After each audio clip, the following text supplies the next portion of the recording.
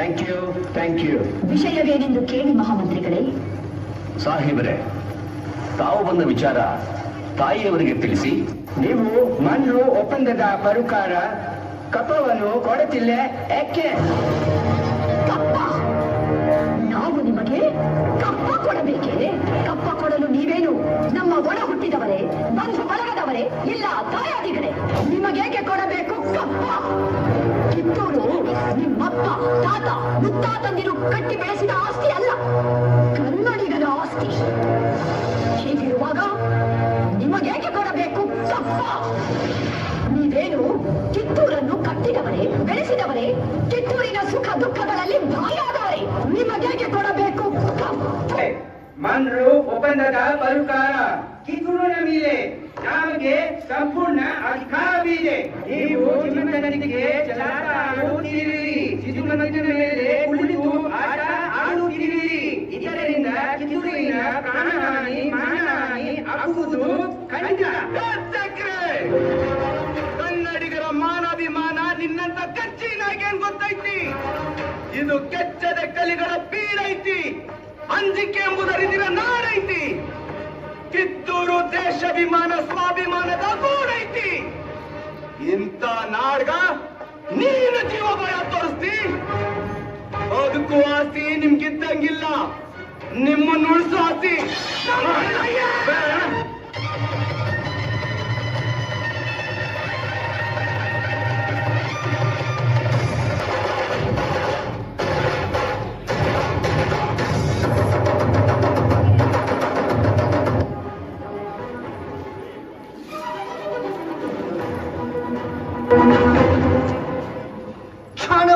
You are under arrest.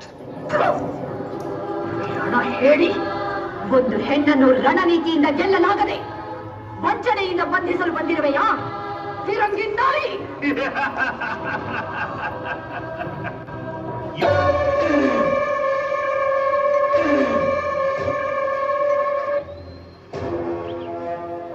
ಹಾರಾಡ್ತಿ ಹಾರಾಡು. ಮೋಸ ಮಾಡಿ ಸ್ವಚ್ಛಂದಾಗ ಹಾರಾಡ್ತೀರ ನಿನ್ನ ಕಿತ್ತಾಕಿ ಕಿತ್ತೂರ್ ಕಿಲ್ಲೆ ಮೇಲೆ ನಂದಿ ಧ್ವಜ ಹಾರಿಸ್ತೀನಿ. ಇದಾ ನನ್ ಶಪಥ, ಇದಾ ನನ್ ಗುರಿ. ಕಿತ್ತೂರ ಕೋಟೆಯ ಮೇಲೆ ಮತ್ತೆ ನಂದಿ ಧ್ವಜ ಹಾರಾಡುವ ಸಮಯ ಹತ್ತಿರವಾಗುತ್ತಿದೆ. ಅದನ್ನೊಮ್ಮೆ ಕಣ್ತುಂಬ ನೋಡಬೇಕೆಂದು ನನಗೆ ಬಹಳ ಆಸೆಯಾಗುತ್ತಿದೆ.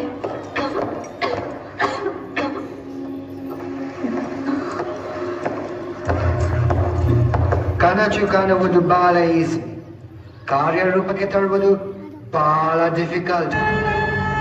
ರಾಯಣ್ಣ ನಿಮ್ಮನ್ನು ಕಾಣಲು ಬಂದು ನಮ್ಮ ಸೈನಿಕರಿಗೆ ಚಿಕ್ಕಿ ತಪ್ಪಿಸಿಕೊಳ್ಳಲು ಪ್ರಯತ್ನಿಸಿದಾಗ ಗುಂಡಿಗೆ ಬಲಿಯಾದ. ನಾವು ಎಲ್ಲ ಬೇಕಾಯಿತು ಹೇಳಿದವು, ನಂಬಿದರೆ ನಂಬಿ, ಬಿಟ್ಟರೆ ಬಿಡಿ.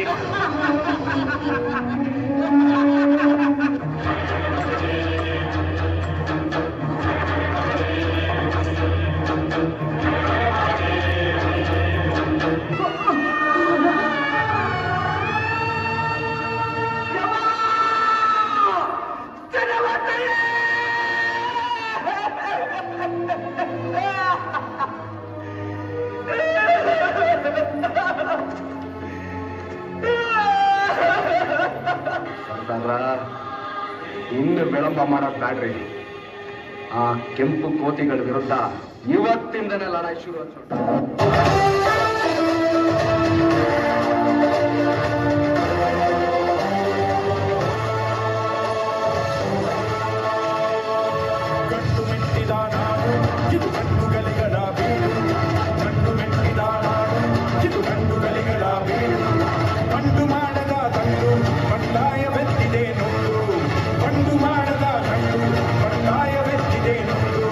ಕಾಡು ಮೇಡಲು ಒಲೆದು ಕಟ್ಟುಪಾಡಲು ಮುರಿದು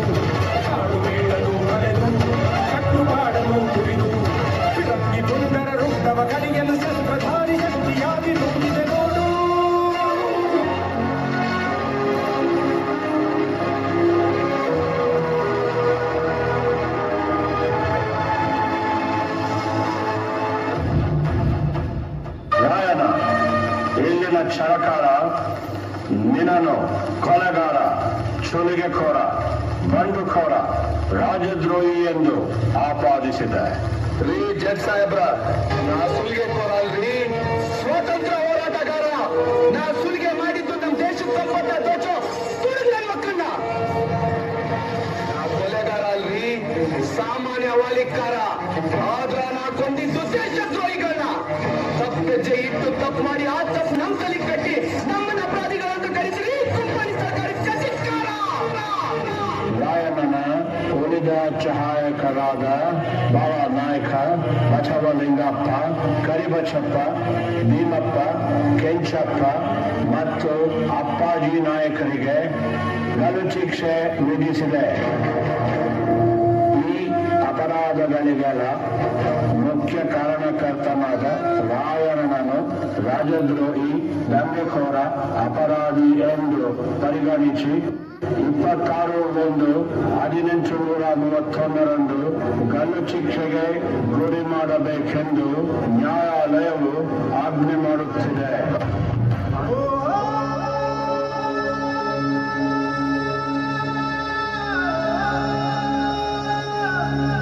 ಜನವರಿ 26ರಂದು ಗಲ್ಲಿಗೇರಿದ ಸಂಗೊಳ್ಳಿ ರಾಯಣ್ಣನ ಕಳೆಬರವನ್ನು ಅಲ್ಲಿದ್ದ ಅವನ ಅಭಿಮಾನಿಗಳು ದೇವಲೋಕದ ಪಾರಿಜಾತ ಪುಷ್ಪಮಾಲೆಯಂತೆ ಎತ್ತುಕೊಂಡೊಯ್ದು ಸಮಾಧಿ ಮಾಡಿದರು. ಇಂದಿಗೂ ರಾಯಣ್ಣನ ಭಕ್ತರು ಜಾತಿ, ಮತ, ಧರ್ಮಗಳ ಭೇದ ಭಾವವಿಲ್ಲದೆ ಹುಟ್ಟಿದರೆ ನಿನ್ನಂತ ಮಕ್ಕಳು ಹುಟ್ಟಲಿ ಎಂದು ತೊಟ್ಟಿಲು ಕಟ್ಟಿ ಹರಕೆ ಹೊತ್ತು ದೇವಮಾನವನಿಗೆ ಪೂಜೆ ಸಲ್ಲಿಸಿ ಫಲ ಸಿಗಲೆಂದು ಸೆರಗೊಂಡಿ ಬೇಡುತ್ತಾರೆ. ರಾಷ್ಟ್ರಪ್ರೇಮಿ ಸಂಗೊಳ್ಳಿ ರಾಯಣ್ಣ ಮರಣವಾದ ಸುಮಾರು 116 ವರ್ಷಗಳ ನಂತರ ನಟ್ಟ ನಡುರಾತ್ರಿಯಲ್ಲಿ ದೇಶ ಬಿಟ್ಟು ಹೋಗುವ ಪ್ರಸಂಗ ಬ್ರಿಟಿಷರಿಗೆ ಬಂದೊದಗಿತು. ಅಚ್ಚರಿ ಏನೆಂದರೆ ರಾಯಣ್ಣನ ಹುಟ್ಟಿದ ದಿನವಾದ ಆಗಸ್ಟ್ 15ರಂದೇ ಭಾರತಕ್ಕೆ ಸ್ವಾತಂತ್ರ್ಯ ಬಂದಿತು. ಗಲ್ಲಿಗೇರಿದ ದಿನವಾದ ಜನವರಿ 26ರಂದೇ ಭಾರತ ಗಣರಾಜ್ಯವಾಗಿತ್ತು. ದೇಶ ಪ್ರೇಮ, ಸ್ವಾಮಿ ನಿಷ್ಠೆ, ತ್ಯಾಗ, ಬಲಿದಾನಗಳ ಪ್ರತೀಕ ರಾಯಣ್ಣ, ಕ್ರಾಂತಿವೀರ ಸಂಗೊಳ್ಳಿ ರಾಯಣ್ಣ.